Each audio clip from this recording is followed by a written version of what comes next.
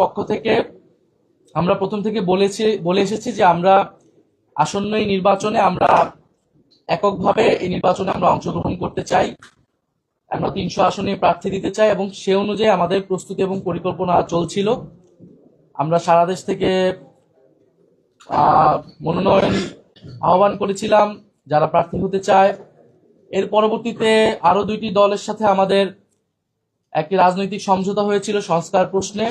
তখন আমরা বলেছিলাম যে আমরা 3টি দল মিলে যে সংস্কার জোট আমরা একত্রে নির্বাচনে অংশগ্রহণ করব।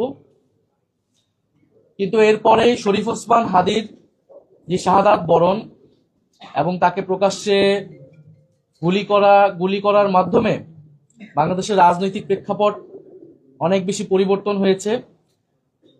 এই হত্যাকাণ্ড, এই শাহাদাত বরণের মধ্য দিয়ে আমরা বুঝতে পারছি যে বাংলাদেশে যে আধিপত্যবাদী আগ্রাসনী শক্তি তারা এখনো কার্যকর রয়েছে। গণ অভ্যুত্থানের মধ্য দিয়ে যাদেরকে আমরা পরাজিত করেছিলাম তারা এখনো চক্রান্ত করছে নির্বাচন বানচাল করার জন্য।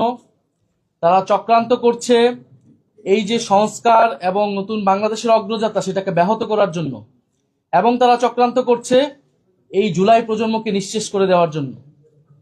সেদিন ওসমান হাদির গায়ে গুলি লেগেছে, কালকে আপনার গায়ে লাগবে, পরশুদিন আমার গায়ে লাগবে।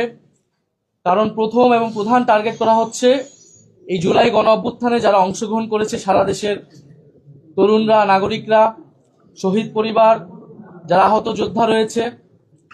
ফলে এই পরিবর্তিত প্রেক্ষাপটে আমাদের কাছে মনে হয়েছে, আমরা দলীয় ফোরামে আলোচনা করেছি যে আমাদের এই মুহূর্তে এই নির্বাচন সুষ্ঠুভাবে সম্পন্ন করার জন্য, প্রতিযোগিতা পূর্ণ করার জন্য, এবং যাতে আধিপত্যবাদী কোনো শক্তি আমাদের এই গণঅভ্যুত্থান পরবর্তী অগ্রযাত্রাকে ঠেকাতে না পারে, সেজন্য আমাদের বৃহত্তর ঐক্য প্রয়োজন।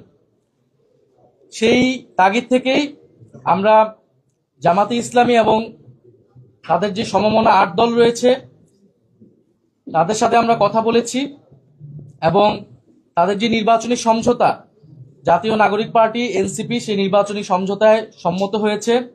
আমরা জাতীয় নাগরিক পার্টি এনসিপি এবং এই সমমনা 8 দলের সাথে আমরা একত্রে নির্বাচনে অংশগ্রহণ করব বলে আমরা সিদ্ধান্ত নিয়েছি।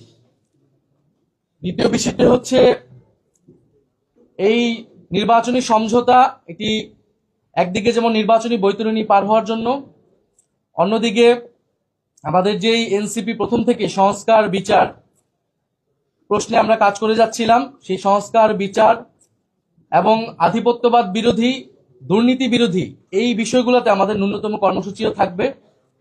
আমরা আমাদের রাজনৈতিক জায়গায় আমরা মনে করছি এই মুহূর্তে বাংলাদেশের এই সংকটগুলো রয়েছে, যেখান থেকে এই বাংলাদেশকে রক্ষা করতে হবে, জুলাই প্রজন্মকে রক্ষা করতে হবে এবং গণ অভ্যুত্থান পরবর্তী যে আমাদের আকাঙ্ক্ষা সেটা যাতে কোনোভাবেই ব্যাহত না হয়। আমাদের যে প্রার্থীর বিষয়টা আছে সেটা আমরা চূড়ান্তভাবে আপনারা ঘোষণা দিব এবং সমঝোতায় আমাদের যে প্রার্থী তারাই নমিনেশন ফর্ম জমা দিবেন এবং সারা বাংলাদেশে আমরা একত্রে নির্বাচনে অংশগ্রহণ করব এবং জাতীয় নাগরিক পার্টি এবং তাদের সহযোগী সংগঠন গণভোটের পক্ষে ক্যাম্পেইন করবে এবং যেখানে আমাদের প্রার্থী থাকবে না সেখানে অন্য যারা প্রার্থী থাকবেন এই সমঝোতা তাদেরকে সহায়তা করবেন, তাদের পক্ষে ক্যাম্পেইন করবেন।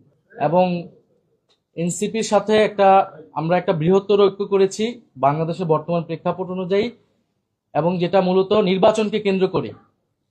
ফলে নির্বাচনকে কেন্দ্র করেই আমাদের এই যাত্রাটা থাকবে, কিন্তু এনসিপি তার লক্ষ্য আদর্শ অনুযায়ী কাজ করবে, অন্য দলগুলো তার লক্ষ্য আদর্শ অনুযায়ী কাজ করবে।